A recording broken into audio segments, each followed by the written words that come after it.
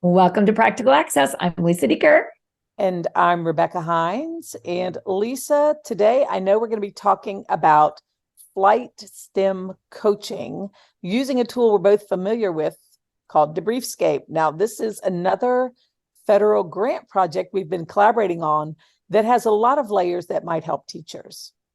Yeah, so this one I would say is great for teachers, even for parents, to go out, and specifically it focuses on helping math and science coaches to coach special ed teachers teaching math and science. Let me say that one more time. It's a lot. So if I were coaching as a coach in a school, it could be even a principal, and I know math and science, but I maybe don't know how to best do it in special ed, and Becky's the teacher. If I were to watch her as the teacher, it's a toolkit to help me coach Becky. But what I think you and I love the most about it is it also has resources for Becky to do her own professional development instead of me acting like I know everything in the world. And I think it goes back to that personalized, flexible learning. So FLIGHT, again, stands for Flexible Learning Through Innovations in Technology and Education. And this particular project here at the University of Kansas, in deep partnership with the University of Central Florida, focuses on helping STEM coaches. So what's your favorite part, Becky? My favorite part about this is that it's being designed so it's something that anyone can use. And it captures that element that we've always used, which is video, and being able to videotape ourselves and a teaching episode, having someone else tag it and look at my behaviors so that I can think about what I need to or want to change about my teaching behaviors. So my favorite thing about it is it's a literal tool that allows actions that usually cost a lot of money to pay for a commercial provider. I'm using it right now, Lisa, as we keep developing this. I'm using the Debriefscape tool with pre-service teachers, and using our coaching model, this coaching model that we've used in our project, we've taken into pre-service teachers, and they're working with coaches and mentors to set their own goal, then to watch their 10-minute video, tag occurrences that they did the behavior to reach that goal, and to try to ignore everything else. Because so often when we look at video, it's overwhelming. We could code 100 things, but pinpointing goals and having rich conversations with coaches is the goal here. And I'm loving that I can use it not just as a research study, but as a practical tool in my own teaching. Well, and it's funny that that's the part you love. I love that part too, but I think I love the three buckets. And I think for our listeners, as you go out to the site, one, you can see Becky Hines doing video and helping coaches. So if you happen to be somebody coaching, it could even be if you were, a parent trying to coach your learner. There's some aspects of coaching literature out there and looking at how to be a coach. There's also then, as Becky said, this tagging. Stay tuned. This is a 5-year grant. We're only in the second year and moving into the third. But what I love about the tagging software is, as we've talked about in an earlier podcast, we're trying to align biometrics with it too. So we can look at things like Becky's heart rate if I were her coach. And it's a true story. We did a little practice session with Becky, and she was wearing a device that looked at her heart rate, and all of a sudden her heart rate spiked. And we said, Becky, why did your heart rate spike? She goes, because I asked a question and nobody answered it. and so again, she could explain that moment, but then she could also reflect on it. So what we love is it's actually not only a free tagging software. We don't own your video. We don't own the tags. It all is web-based, because both of our projects that we've been talking about are all web-based. So you don't have to subscribe. You don't have to pay. But then you can then decide what data you want to stack up and align.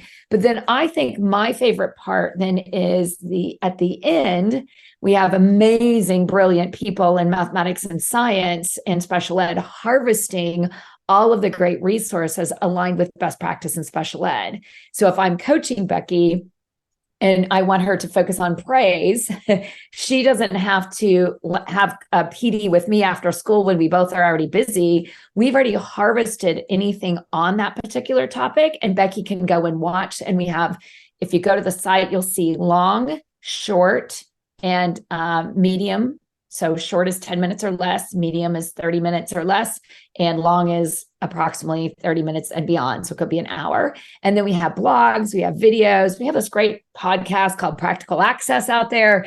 So we have a range of resources so that you can Google. So as a parent, if you're wanting to even look at how do I do a better job with praise, we have examples for you to think about too.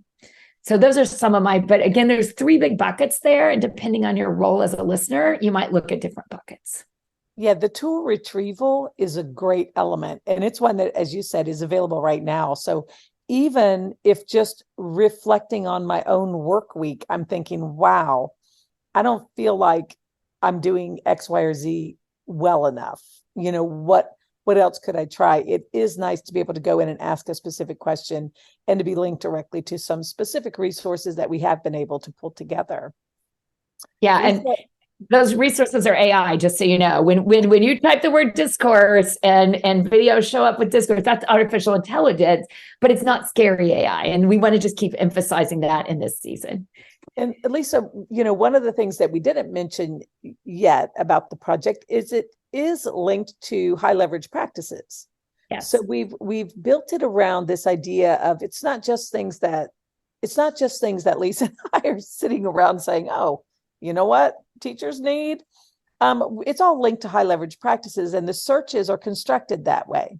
But the interesting thing, and some of you guys may have found this when you're trying to find information and find resources, is we talk about things like high leverage practice, but so often it's difficult to drill them down into an observable task. So if I say, the learning environment, well, what in the learning environment am I looking for? So the coaching model here really is designed so that rather than Lisa and I sitting down and talking about what she's doing wrong, we're talking about, well, which of these high leverage practices do you want to focus on? And then we pull that up together, and then we say, well, what area within that big, broad topic? And then we decide together, what is something I could observe that you're doing that meets this goal, this high leverage practice? And even the conversation part of that is so different from what most people experience, because we're just talking about a single observable behavior or two that we can isolate and focus on, search for possible solutions, and implement. So the simplicity is the key to this project, and we're working really hard to make it as user-friendly as possible. Yeah, and just two things others that I would want the listeners to think about is remember that we have a lot of resources in special education in the areas of literacy and behavior. Our basket is not nearly as big in the research literature in mathematics and science. And that's one of the reasons that's been the focus. And so you'll see things out there that aren't specific just to math and science, but they've been vetted by math and science experts to say, but yes, these align with those practices. So again, a big one, and it's a really practical example. Many teachers struggle with discourse. How do you get kids to engage in discourse besides, oh no, I don't care, those kinds of. And so again, lots of great examples out there from great teachers, blogs, links to think about, how do I get more dialogue in my class? If I'm an elementary teacher, we don't tend to get a big background when we first get certified in math and science. And so again, if I'm struggling with, something related to fractions, I might Google that and it'll give you some areas there to think about in helping learners. So keep it in mind in that regard and something you might consider. And then the last thing is just stay tuned. We've harvested about 500 resources now. Our goal is to harvest around 1,500 by the end of the project. And to add more biometrics and all kinds of other options, stronger coaching. But if you have feedback for us, and we do have a chat bot, so you can ask the chat bot, thanks to Becky, but you also can post some questions like, hey, can you do this? And we do have a lot of our friends, like Becky said, using this site to start to tag teacher behaviors in their student teaching, or better yet, as Becky said, let students tag it themselves. So lots of resources out there we hope you'll look at and hope they might be useful to you as a user. And I would encourage everyone, don't just rely on tools like these. Obviously, these are all just in the development stage. But the value is in thinking about what you can use of this to create a system that meets your needs right now. So send us questions if you have them. We spend a lot of time thinking about and looking at the coaching piece, and we're always happy to help you guys meet the goals that you set for yourselves. Yeah, and we have one particular district that has trauma-informed skills that they're looking at, and they've been added, are getting ready to add those. We have another one that's looking at specific math competencies, and those can be added. So again, it can be customized. You can make your own tags. We've given you some to start with, but again, that's where FLIGHT stands for, is flexible learning through innovations in technology and education. And I think it's what Becky and I have been talking about this season, is really using all the things out there to make it work for you, instead of assuming you have to all drive the same Model T Ford that was first invented. So we hope you'll take this and drive in a direction you would like. If you have questions, please send them to us at Access Practical, or you can also post them on our Facebook page.